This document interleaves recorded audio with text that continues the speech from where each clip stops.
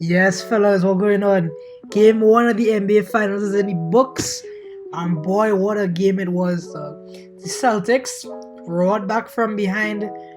God knows how many points. I think it was like 12 or 14 points, and they overcame it all.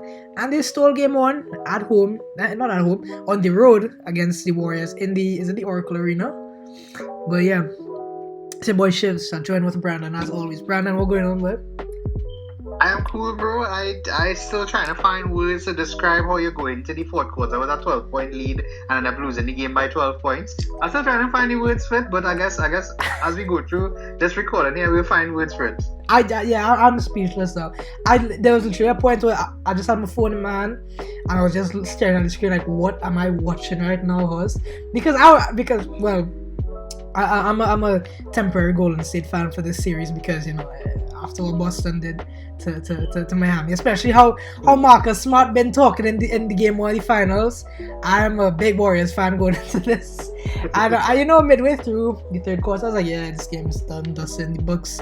Let me start, bumping my gum, talking my talk, and then the Celtics, like in the Heat series, they shut me up once again.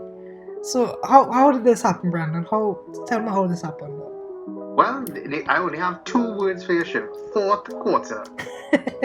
That's the only two words I have here. So basically what happened was Golden State played really well, but they were only in a 12-point lead up until the third quarter. I actually even think in the first half, the Celtics went into halftime with a 2-point lead because it was 56-54, I believe. Or 58-56, something like that, yeah. Yeah, something like that. And Steph was playing really well. Steph had 21 points in the first quarter, and I think that was some record or something that he had in the first quarter, something like that. Most points in the first quarter. And he sat out basically the entirety of the second quarter. I don't know why he did that, but that's what he did. And Golden State were playing well. I thought they were playing much better than the Celtics, but the Celtics went into halftime with a lead. And then the third quarter, Warriors came out because they're the best third quarter team in the whole of the league, even in the playoffs. They just blow out everybody. And they won the third quarter 38-24. But nobody could have predicted that the Celtics would have won the fourth quarter 40. I just want to make sure I'm saying this right. 40-16.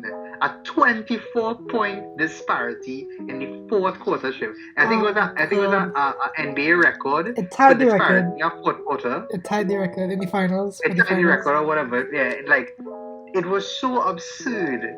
I need you to tell me what you thought about our fourth quarter, particularly fourth quarter. Bro, it was just a historic collapse. So I've never seen a team like that collapse in the NBA finals. If you would have told me no context that a team had a 12-point lead and they just completely collapsed in the fourth quarter, I would have just assumed it was the Celtics. And again, not trying to disrespect the Celtics here, but I mean, I know the Warriors have so much championship experience with Draymond, Steph, Clay, all those guys. They have that championship DNA ingrained into them at this point.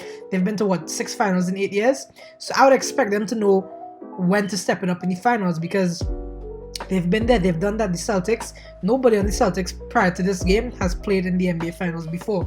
So it was just incredible to see that a team with so much championship experience could fold in such a historic manner. Like I say, it's the biggest collapse I've seen in NBA Finals history in my entire life. And the thing is, who would have think would have been the main guy storming this comeback for the Celtics? The superstar Jason Tatum? No, it was big old Al Horford. Yes, who had 6 3-pointers, the most by a player making their finals debut in history, which is a mad stat. And Derek White, who since turned into a father, decided to become the best player on the Celtics. It just doesn't make any sense to me. But I'm glad that they kept this going, because if they only perform like this against the Heat, especially Derek White, and he just decided to not play in the finals, I would have been very upset. But it's glad to see that this doesn't work against us. But yeah, it's crazy. Jason Tatum had the most assists by a player making his finals debut, I believe, as well, with 13. So yeah, it's just crazy stuff all around. And the thing is, if you're the Celtics, throughout this entire playoffs, Jason Tatum has given you 1 or 2 bad games every series for the max. And the fact that you got that one bad game out of the way in game 1, and more importantly that you won game 1, yeah, this sets the Celtics up very nice for the rest of the finals. Yeah, I think this was a huge slip up by Golden State. It You can't have Jason Tatum going 3 of 17 from the floor, 1 of 5 from 3. He had 2 turnovers. He scored 12 points, and somehow you win by 12. It Just doesn't think make about any it. sense. You win by Jason Tatum's 12 points. It doesn't That make is- any sense. That makes it's so unbelievable. But what I will say though, Shiv, I think Tatum needs a lot of credit because 13 assists is a lot. And he was doing it really well. His teammates were making shots. I have to give them that. If they don't make those shots, he doesn't get the assist. But Yeah. he had 13 of them. He was running straight to the basket. It was I thought it was very. I wouldn't say Luka-esque, but it's very similar to Luka's kind of style where he runs towards the basket and just kicks out dishes it out, yeah. a lot of the time, and that's exactly what Tatum did, and it was very effective. And for me, along with Al Horford, Jaylen Brown really took over in the fourth quarter. And I think at that point he was like, you know what, Jason, I could see that you're not having a good game, so this. I am going to take over the game. Yeah, I got this. Yeah, I literally got this, and I think Jaylen Brown did really well in the fourth quarter. And Al Horford is having one of the best playoff runs I've seen in a long time. Yeah, we were It's talking like- about it's it earlier. almost like- It's almost like that one veteran that he never won a ring, and you're like, you know what, probably deserves to get a ring. That's how I feel about Al Horford right now. It's been that good. And I say Derek White, I call him Derek quite good, and because he was really quite good. He was really quite good. He had 21 points. He was plus. I think he had the highest plus minus, right? Yeah, he was 25. plus 25 for the game, and he made 5 of 8 threes. I mean, oh my gosh, you're literally not going to lose that. And apart from that, the Celtics shot 50% from the field, 50% from 3, and 80% from the free throw line. Yeah, I mean, that's those are incredible. exceptional Yeah, that's stats, mad. very all-rounded stats. So a lot of credit has to go to Boston. Shiv. I think they really grasped the game and pulled it away from Golden State. But I want you to start to tell me about Golden State and where to go from here, because it's a monumental slip up. Yeah, I think Draymond Green after the game, it's kind of funny that he was doing I don't know if you saw, but he did his own reaction to game 1 on his own channel. So people was like, wow, this man doing reactions to his own game in the finals. So I mean, there's part of that would kind of worry as a Warriors fan that he isn't taken seriously. But he came out after the game and he's like, yeah, we controlled the game for like 14 minutes, so we're gonna be alright. So that does fill you with some confidence if you're a Warriors fan. But I think it really comes down to Steve Kerr and his rotations, because, like I said, you cannot have Steph Curry have a historic record-breaking first quarter and then sit him for the rest of all the second quarter, and then a large part of the fourth quarter, like it's the regular season, or it's like first round of the playoffs. It's the finals. You play your best players the most amount of minutes, no matter what. Because everybody's going to be tired. Everybody's a little, injured and has a little knock here and there. But it's the finals, so it's now or never. And I don't know if this is a controversial take, but I think the Warriors do have the best player in the series, which is Steph. I mean, Tatum is a very second close, but I give Steph the edge because, he's like pedigree and whatever. But yeah, so I think that's really where you need to fix that, number one. I don't know why Iguodala got substantial minutes in this game. He played 12 minutes. I don't know why. But I think Gary Payton's supposed to be almost ready to come back, so maybe he comes back and he adds that good layer of defense, instead of running Jordan Poole out there who's negative 19, he scored 9 points. Yikes. The Poole I was about to say Jordan Puddle as you call him now. So yeah, he probably take some of Jordan Puddle's minutes away, you give him to Gary Payton. He has that extra defense, and he keeps up with I would say Jaylen Brown, but he keeps up with either Jaylen Brown, Marcus Smart, Derek White, whoever has the hot hand at the moment. You just throw him on there, or you throw Draymond on one of them. But yeah, I think that really comes down to how you fix your Warriors. Just fix your rotation, Steve Kerr. That's really it.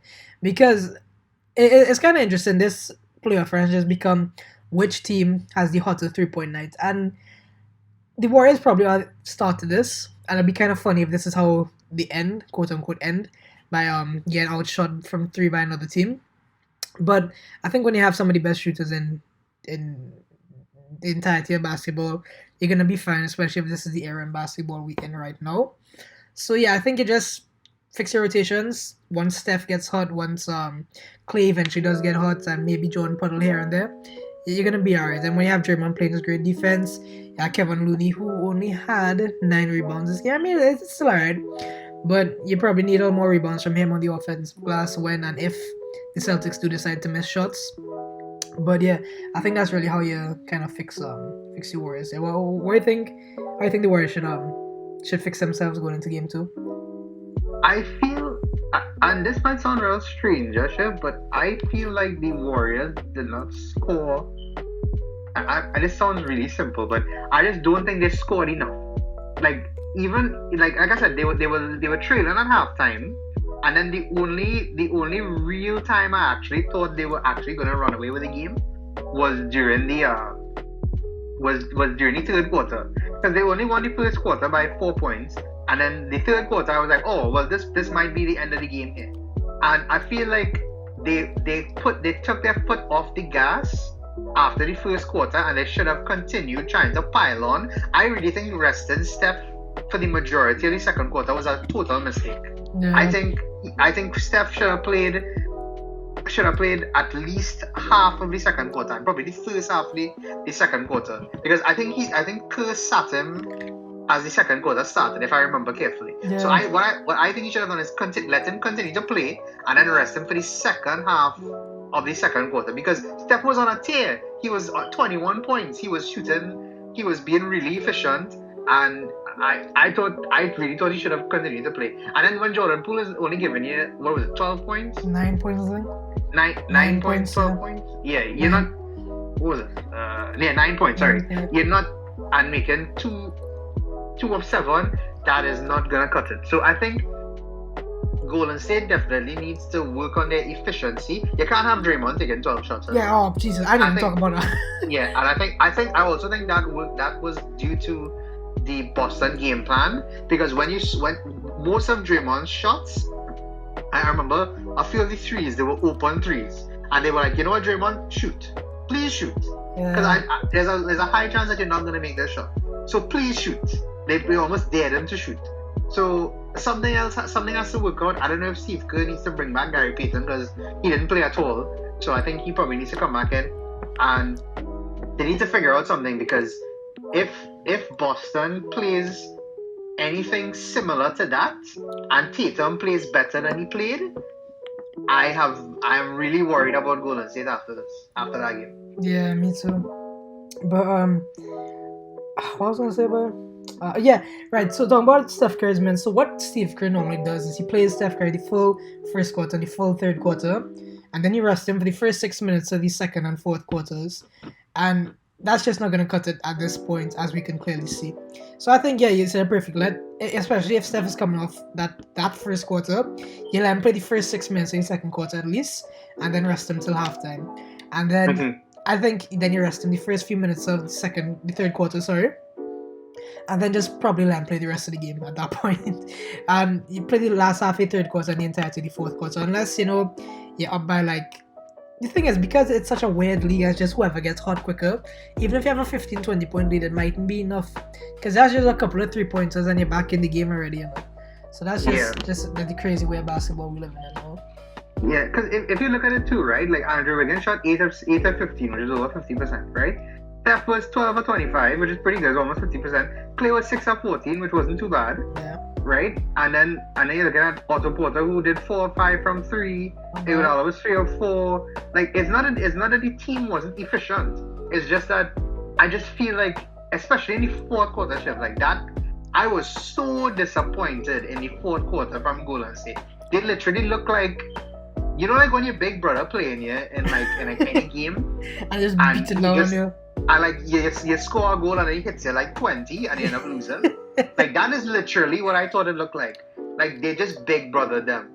They were like, you know what? We have this now. You're not going to be able to score. I thought Steph came up really small in the fourth quarter, and I know that's a huge criticism of him throughout his entire career. And a lot of people say that he's not very good in the fourth quarter, and he's a front runner. So we have to really hope that it doesn't end up like that. And Steph has a lot riding on his finals too, Yeah. Because this is his chance to get the finals MVP. This will take him into a different stratosphere if he wins. especially if he wins Finals MVP.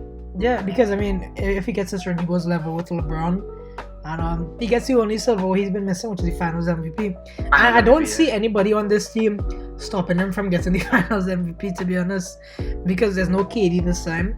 I mean, you don't have Iguodala, quote unquote, slowing down the best player on the other team. So yeah, it's his for the taking, and it's really up to him to carry his team to the promised land once again. But what was I gonna say again? I just completely went blank. Yeah, but Steph.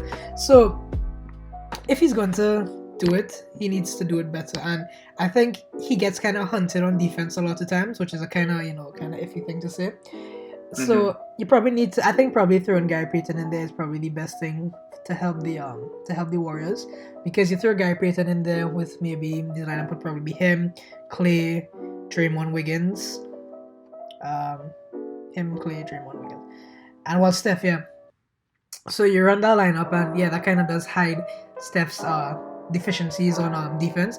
But the thing is, again, with this Celtics team, we've seen so many times great defense be played against them, and they just hook up a shot and it just goes in, and they can't really do anything about that. So the key to beating the Celtics is just hope they miss some of the shots and make yours. It's as simple as that.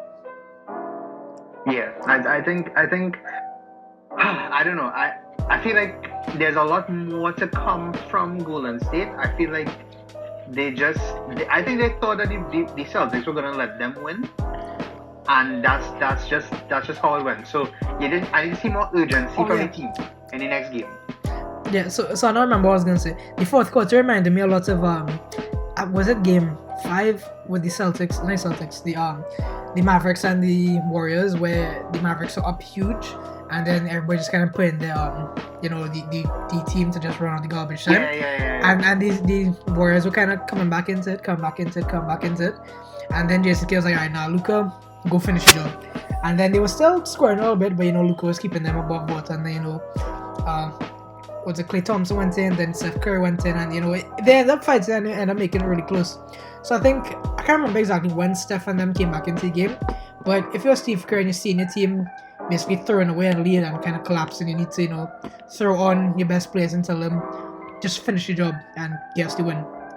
But yeah, I think the Warriors need to definitely have better management in their team going into game 2, which is tomorrow.